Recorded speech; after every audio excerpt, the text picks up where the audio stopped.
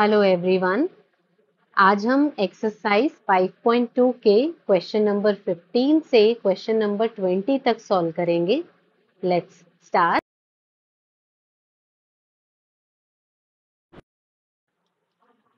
Question number 15 में हमें दिया है for what value of n are the nth term of two APs. ये दो एपीज हमें दी हैं इक्वल। क्वेश्चन में कहने का मतलब है कि ये जो दो एपीज हमें दी हुई हैं, इन दोनों एपीज में n की कौन सी वैल्यू के लिए nth टर्म इक्वल आएगी। तो हम एक काम करते हैं, फर्स्ट एपी के लिए nth टर्म को कैपिटल A n से डिनोट कर देते हैं। तो कैपिटल A n हो गई फर्स्ट एपी के लिए nth टर्म, और जो सेकंड एपी दी है उसकी nth टर्म को स्मॉल a n से डिनोट कर देते हैं। नाउ क्वेश्चन में ये दिया है कि ये दोनों टर्म्स जो हैं n की किसी वैल्यू के लिए इक्वल आनी है। हमें पता करना है ये जो n हमने लगाया है इसकी वैल्यू कितनी है। So let's start solving. अब जो हमने कैपिटल A n लिखा है इसके फॉर्मूला में आएगा a plus n minus 1 into D, क्योंकि ये जो फर्स्ट कैपिटल A n हमने लिखा है ये a n फर्स्ट वाली AP से रिलेटेड है। तो फर्स्ट वाली AP के लिए हम फर्स्ट टर्म कॉमन डिफरेंस इनको अलग सिंबल देंगे, और जो सेकंड वाली AP है उसकी फर्स्ट टर्म और कॉमन डिफरेंस को अलग सिंबल से लिखेंगे। तो यहाँ मैं कैपिटल A n की जगह पे लिख रही हूँ capital A plus n minus 1 multiplied by capital D। हम ऐसा इसलिए कर रहे हैं ताकि हम डिफरेंशिएट कर सकें कि ये कौन सी AP की फर्स्ट टर्म है या कौन सी AP का कॉमन डिफरेंस है। इक्वल्स टू जो दूसरी वाली AP है, ये वाली जो हमें ये दी है, इसके फर्स्ट टर्म और कॉमन डिफरेंस को हम स्मॉल लेटर्स से डिनोट कर देते हैं। तो ये हो जाएगा a plus n minus 1 multiplied by small d। अब हमें वैल्यूज फाइंड करना आता है। कैपिटल A की वैल्यू हमें मिलेगी पहले वाली AP से, जो फर्स्ट टर्म है वो कैपिटल A की वैल्यू हो जाएगी। तो यहाँ पे फर्स्ट टर्म की वैल्यू हमें दे रखी है 63। तो हम यहाँ कैपिटल A की जगह पे प्लेस करेंगे 63 plus n minus 1 multiplied by common difference. तो कॉमन डिफरेंस कहाँ है? कॉमन डिफरेंस इस फर्स्ट वाली AP में हम दो लगातार आने वाली टर्म्स के डिफरेंस से निकाल सकते हैं। तो 65 और 63 का डिफरेंस कितना होगा? 65 और 63 का डिफरेंस होगा 2। तो यहाँ मैं 2 प्लेस कर दूंगी। अब चलते हैं सेकंड वाली AP पे और स्मॉल a की वैल्यू देखते हैं, जो कि फर्स्ट टर्म है, इसकी वैल्यू है 3। तो यहाँ हम स्मॉल a की जगह पे लिखेंगे 3 plus n minus 1 multiplied by d। d होता है कॉमन डिफरेंस। तो फिर से चलते हैं उसी AP में और हम फर्स्ट दो टर्म्स का डिफरेंस फाइंड कर लेते हैं। 10 और 3, 10 माइनस 3 हो जाएगा 7। तो यहाँ हम स्मॉल d की जगह पे लिख देंगे 7। अब इस इक्वेशन को हम सॉल्व कर लेते हैं। तो हम एक काम करेंगे, ये जो 3 है इसको 63 के पास यहाँ भेज देते हैं, नंबर्स एक तरफ हो जाएंगे, और ये जो n-1 वाली टर्म है इस पूरी टर्म को हम राइट हैंड साइड में ट्रांसफर कर देंगे। तो ये होगा 63 minus 3 equals to, right hand side में पहले से n-1 मल्टीप्लाइड बाय 7 लिखा है, तो इसको हम एज इट इज लिख देंगे। उसके बाद जब ये n-1 multiplied by 2 right hand side में जाएगा तो ये नेगेटिव साइन के साथ जाएगा, minus n-1 multiplied by 2। 63 minus 3 हो जाएगा 60 equals to, right hand side को थोड़ा सा और इजी वे में सॉल्व करने के लिए हम n माइनस 1 को कॉमन ले सकते हैं। तो जब आप कॉमन लेंगे तो ब्रैकेट में आपके पास बचेगा 7 माइनस 2। ऑल राइट, अब इसको सॉल्व करते हैं। तो हमारे पास आएगा 60 इक्वल्स टू n माइनस 1 और 7 माइनस 2 होता है 5। तो यहाँ हम 5 लिख देते हैं। अब हम एक काम करेंगे, 5 को लेफ्ट हैंड साइड में ट्रांसफर करेंगे। तो ये 5 जाएगा लेफ्ट हैंड साइड में। क्योंकि यहाँ पे 5 के साथ कोई साइन नहीं है, इसका मतलब ये मल्टीप्लिकेशन में है। तो लेफ्ट हैंड साइड में ये डिवीजन में जाएगा इक्वल्स टू n माइनस 1। 5 और 60 अगर हम कैंसिल करेंगे तो 60 जो है वो 12 टाइम्स कैंसिल होगा। तो ये हो गया 12 equals to n minus 1। Minus 1 को भी हम लेफ्ट हैंड साइड में ट्रांसफर कर देते हैं।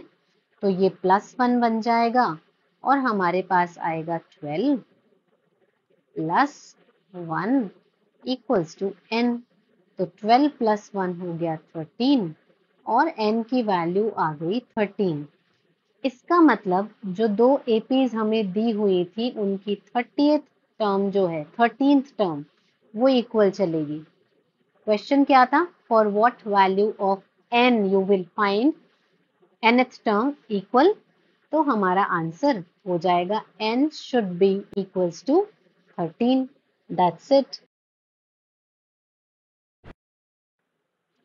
अब 16th क्वेश्चन में हमें दिया है determine the AP whose third term is 16 and seventh term exceeds the fifth term by 12। यानी दो इंफॉर्मेशन हमें दी है। एक हमें दिया है थर्ड टर्म की वैल्यू है 16। दूसरी लाइन हमें कही है seventh term exceeds the fifth term, यानी सेवेंथ टर्म जो है फिफ्थ टर्म को एक्सीड करती है, मतलब ज्यादा है बाय 12। कितनी ज्यादा है? 12। तो क्या हम ये कह सकते हैं कि सेवेंथ टर्म में से अगर हम फिफ्थ टर्म को माइनस करेंगे तो डिफरेंस जो है वो 12 आएगा, राइट? तो ये दो इंफॉर्मेशन हमें क्वेश्चन में दी हुई है। पूछा क्या है? Determine the AP. तो जब हमारे पास स्मॉल a और d की वैल्यू आ जाएगी, यानी फर्स्ट टर्म और कॉमन डिफरेंस हो जाएगा, तो हम एपी बता सकते हैं। तो फिलहाल हम इन दोनों इंफॉर्मेशन पे काम करेंगे। पहले हम इक्वेशन 1 को लेते हैं। फ्रॉम 1 a3 की वैल्यू हमें दे रखी है 16। तो a3 का फॉर्मूला क्या होता है? a plus 2d, right? ये हम कई बार लिख चुके हैं। अब इसको मैं थर्ड इक्वेशन देके एक बार साइड में रख लेती हूँ। अब चलते हैं हम सेकंड इक्वेशन पे। इसको भी थोड़ा सा सिंप्लीफाई कर लेते हैं। तो सेकंड इक्वेशन में हमें दिया है a7 minus a5 equals to 12। a7 का फॉर्मूला लिख लेते हैं, a प्लस 6d, ओके। और a5 का फॉर्मूला क्या होता है? a plus 4d। क्योंकि a5 के बाहर माइनस का साइन है, इसलिए वैल्यू प्लेस करते टाइम हम ब्रैकेट लगा देंगे, ठीक है। अब इस ब्रैकेट को ओपन करेंगे तो ये कुछ ऐसा दिखेगा, a plus 6d minus a minus 4d equals to 12। a से a कैंसिल हो रहा है, राइट? ये बन जाता है 6d minus 4d that is 2d equals to 12। d फाइंड करने के लिए 2 को आप राइट हैंड साइड में ट्रांसफर करेंगे तो ये हो जाएगा 12 डिवाइडेड बाय 2 और d की वैल्यू आ जाएगी 6। ठीक है, अब जब आपके पास d की वैल्यू आ गई तो इस वैल्यू को आप इक्वेशन 3 में प्लेस करेंगे और a फाइंड कर लेंगे। तो मैं इक्वेशन 3 का यहाँ यूज कर रही हूँ। फ्रॉम इक्वेशन 3 हमारे पास है a plus 2d is equal to 16। d की जगह पे हम 6 प्लेस कर देंगे। तो d की जगह पे जब आप 6 रखेंगे तो ये इक्वेशन होगी a plus 2 multiplied by 6 is equal to 16। ये हो गया a प्लस 2 मल्टीप्लाइड बाई 6 हो गया 12 इक्वल्स टू 16। 12 को राइट हैंड साइड में ट्रांसफर करेंगे तो -12 बनेगा और a की वैल्यू हमारे पास आएगी 16 माइनस 12। तो ये हो गया a is equal to 16 minus 12 that is 4। a की वैल्यू हो गई 4। अब हमारे पास में a और d दोनों की वैल्यूज हैं तो उन दोनों वैल्यूज को यूज करके हम AP लिख सकते हैं। तो ये हो जाएगा a इज इक्वल टू 4। अब जब आपके पास फर्स्ट टर्म है, कॉमन डिफरेंस है, तो आप AP लिख सकते हैं। कैसी होगी AP? So AP will be 4। 4 के बाद कॉमन डिफरेंस 6 ऐड करेंगे तो 4 प्लस 6 हो जाएगा 10। फिर से 6 ऐड करेंगे 16। फिर से 6 ऐड करेंगे 22 एंड ऐसे करके हमने AP फाइंड कर ली। तो ये हमारा आंसर हो जाएगा। आप चाहें तो इस आंसर को हाईलाइट कर सकते हैं। That is a good habit. That's all.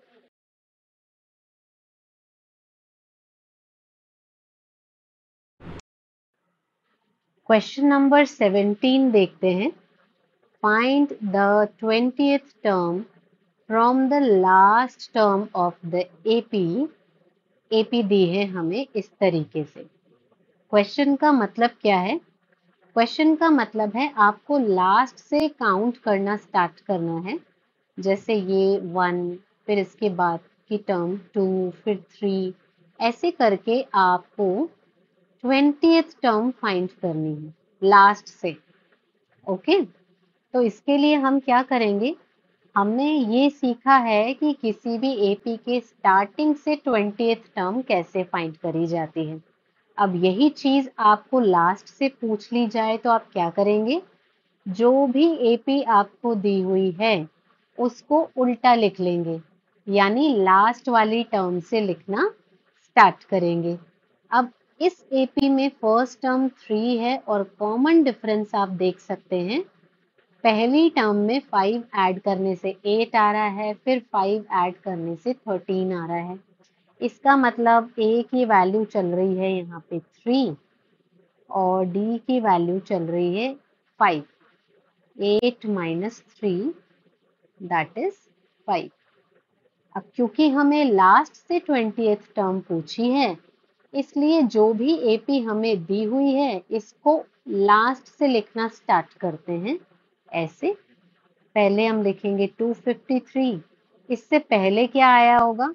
क्योंकि 5 ऐड करने के बाद 253 आया है तो इससे पहले 248 आया होगा, राइट? इस तरीके से ये AP चलेगी और जहां से ये एक्चुअल में स्टार्ट हुई है वहां ये एंड होगी, यानी हम एग्जैक्टली उल्टा लिख रहे हैं। तो ये हो गया 13, 8 एंड 3।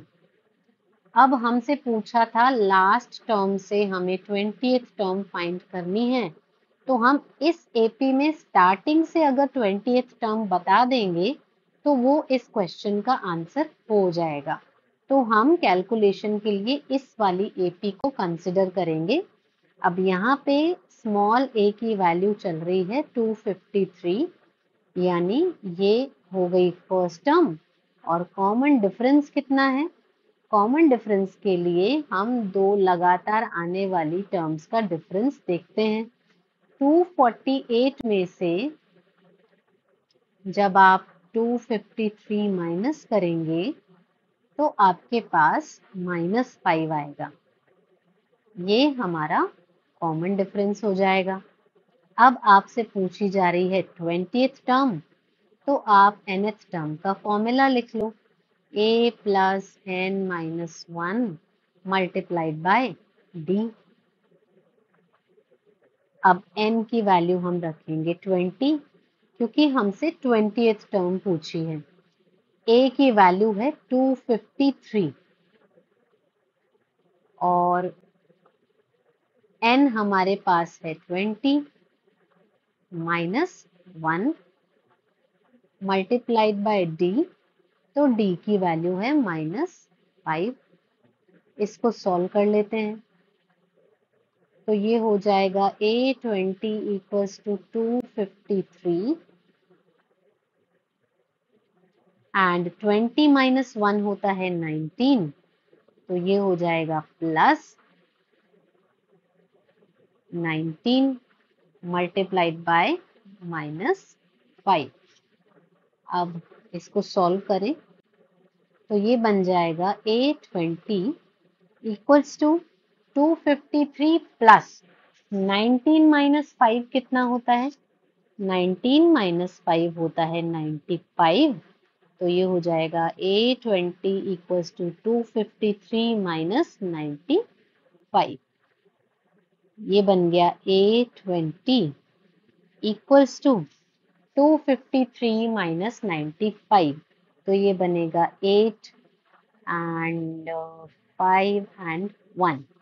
तो 20th टर्म जो है लास्ट से वो बन जाएगी 158 and that will be the answer.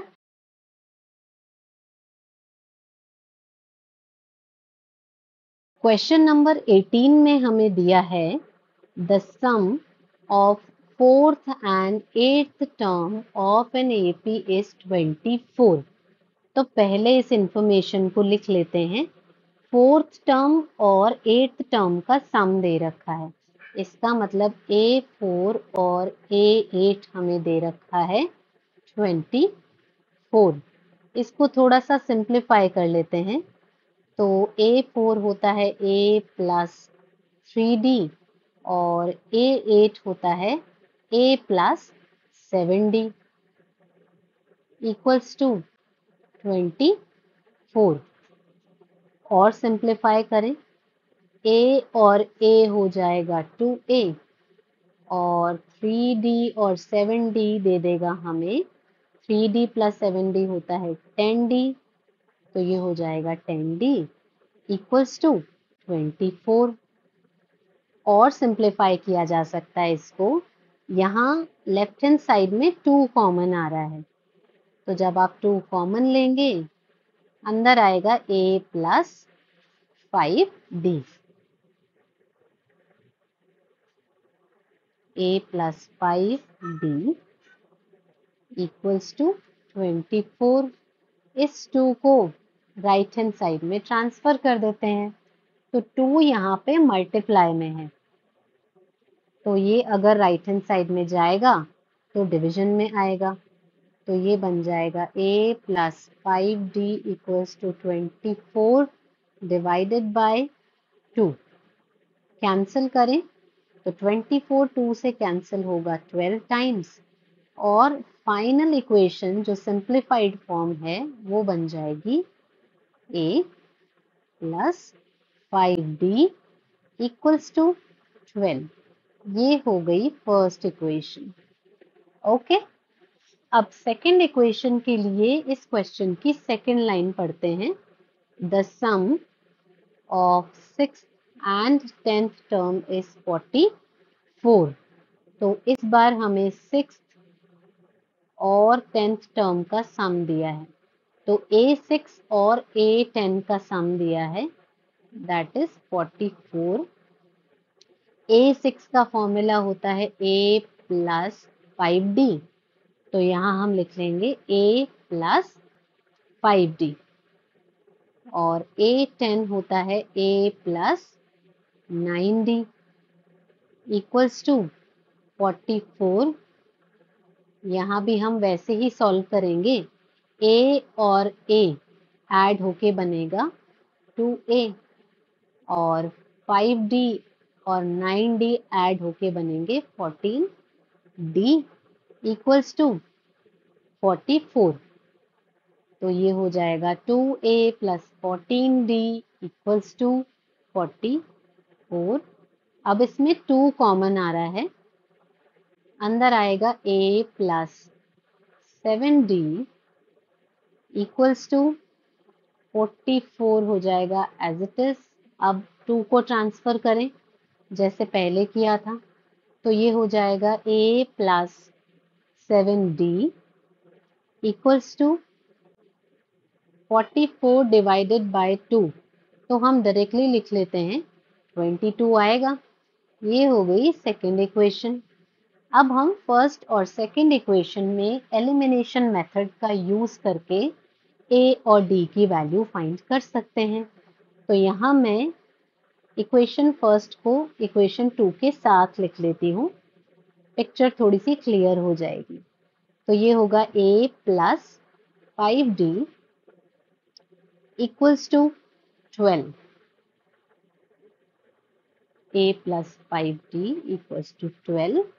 अब आप इक्वेशन 2 में से इक्वेशन 1 को सब्ट्रैक्ट कर दो, तो इक्वेशन 1 की सारी टर्म्स के साइन चेंज हो जाएंगे। a से a cancel out, 7d minus 5d होगा 2d, 22 माइनस 12 हो जाएगा 10 और d की वैल्यू के लिए 10 के डिवीजन में हम 2 को प्लेस करेंगे। तो ये हो जाएगा d is equal to 10 divided by 2। d की वैल्यू आ गई 5। अब इस d की वैल्यू को आप इक्वेशन 1 या इक्वेशन 2 में प्लेस करके a की वैल्यू फाइंड कर सकते हैं। तो मैं d की वैल्यू को इक्वेशन 1 में प्लेस कर रही हूँ क्योंकि यहाँ पे नंबर्स छोटे हैं। तो जब आप इसमें प्लेस करेंगे वैल्यूज को तो ये बनेगा a प्लस 5d लिखा हुआ है इक्वेशन 1 में, तो a प्लस 5d का क्या मतलब है, 5 d की जगह हम 5 लिख देंगे इक्वल्स टू 12। तो a plus 5 multiplied by 5 equals to 12। इसको सॉल्व करें तो ये हो जाएगा 25 इक्वल्स टू 12।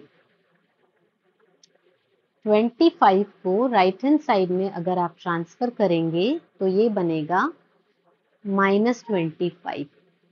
तो ये हो जाएगा 12 माइनस 25।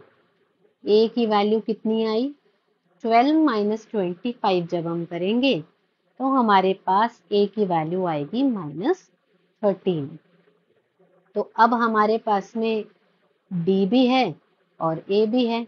आप फर्स्ट 3 टर्म्स आसानी से बता सकते हैं, तो यहाँ पे मैं फर्स्ट 3 टर्म्स लिखूंगी। यहाँ लिख लेते हैं, जस्ट अ सेकेंड। तो फर्स्ट टर्म हो गई a जो कि है -13। सेकेंड टर्म आती है a में d को ऐड करने से, तो -13 में 5 ऐड करेंगे माइनस का 8 बनेगा, फिर से 5 ऐड करोगे तो माइनस का 3 बनेगा and that will be our final answer. First 3 terms हमसे पूछी थी और फर्स्ट 3 टर्म्स हमने बता दी हैं। That's all.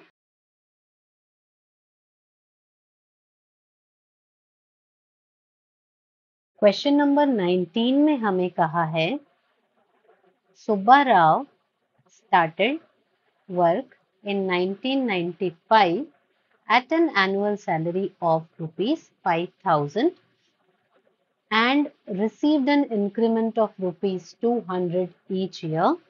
In which year did his income reach rupees 7,000?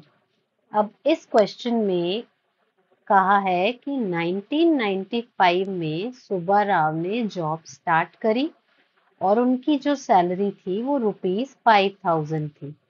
उसके बाद हर साल उनको ₹200 का इंक्रीमेंट मिला, तो नेक्स्ट ईयर उनकी सैलरी ₹200 ज़्यादा होगी, ये हो जाएगी 5200।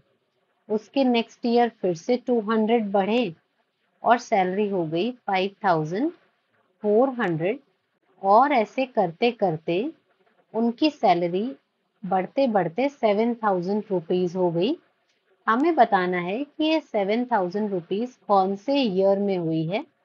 तो अगर आप नंबर्स के इन पैटर्न को आप ऑब्जर्व करेंगे तो ये एक एपी बन रही है।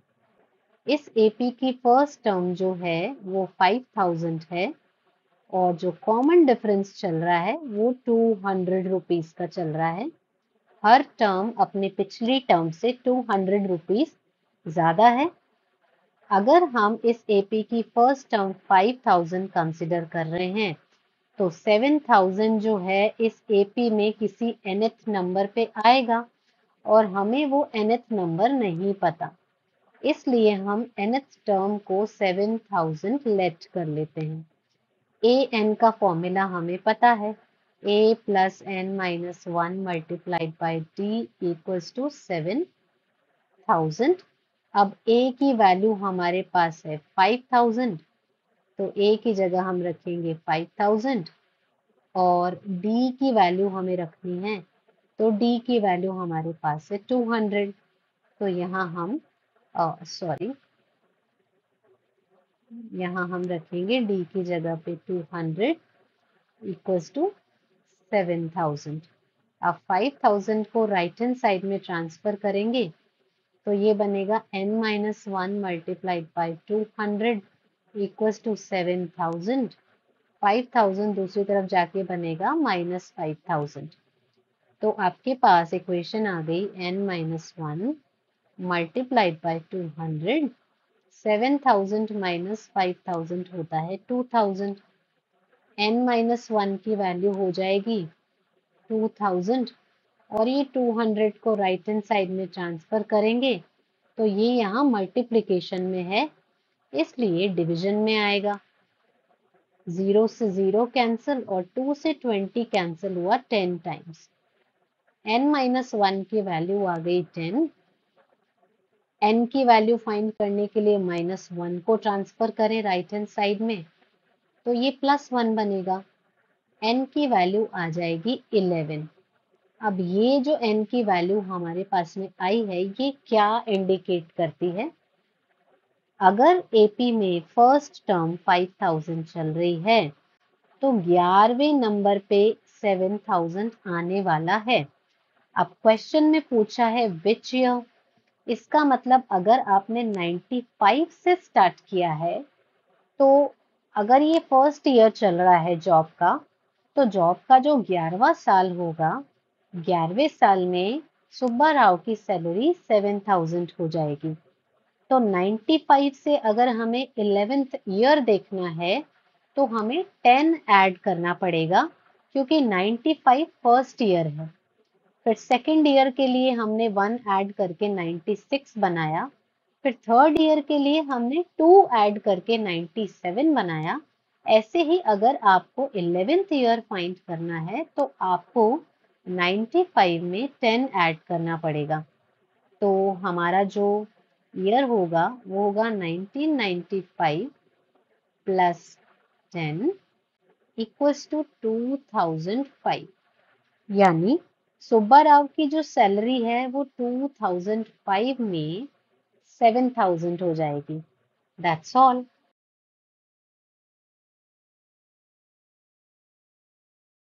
लास्ट क्वेश्चन है एक्सरसाइज 5.2 का, जिसमें कहा है Ramkali saved ₹5 in first week of a year and then increased her weekly savings by ₹1.75।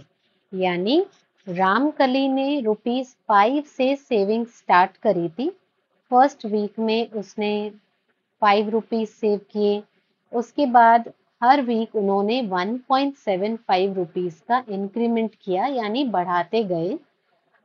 If in the nth week her weekly savings become rupees 20.75, find n।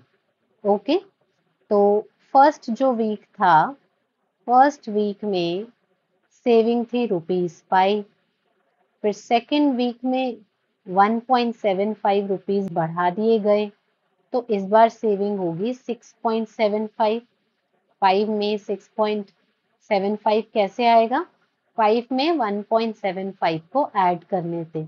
उसके बाद थर्ड वीक जो होगा उसमें फिर से 1.75 ऐड होगा, और ऐसे करते करते रामकली ने अपनी सेविंग्स बढ़ाई और किसी nth वीक में सेविंग जो है वो 20.75 रुपीज हो गई। अब यहाँ भी ये जो पैटर्न फॉलो हो रहा है ये एपी है। इस एपी का जो फर्स्ट टर्म है वो 5 है, तो a इज इक्वल टू 5, और कॉमन डिफरेंस कितना है? हर वीक में रामकली ने 1.75 रुपीज बढ़ाए हैं, इसलिए ये कॉमन डिफरेंस चल रहा है। अब हम nth टर्म को 20.75 लेट कर लेते हैं और इसे सॉल्व कर लेते हैं। an का फॉर्मूला हमें पता है, a plus n minus 1 multiplied by d is equal to 20.75। a की जगह पे हम रखेंगे 5, n हमें पता नहीं है, और d की वैल्यू हमारे पास है 1.75 इक्वल्स टू 20.75। पहले 5 को ट्रांसफर करते हैं, तो n minus 1 1.75 equals to 20.75 minus 5, तो 20.75 माइनस 5 हो जाएगा 15.75, और लेफ्ट हैंड साइड में चीज एज इट इज रहेगी, n माइनस 1 मल्टीप्लाइड बाय 1.75। 1.75 को राइट हैंड साइड में ट्रांसफर करें तो ये बनेगा 15.75 डिवाइडेड बाय 1.75।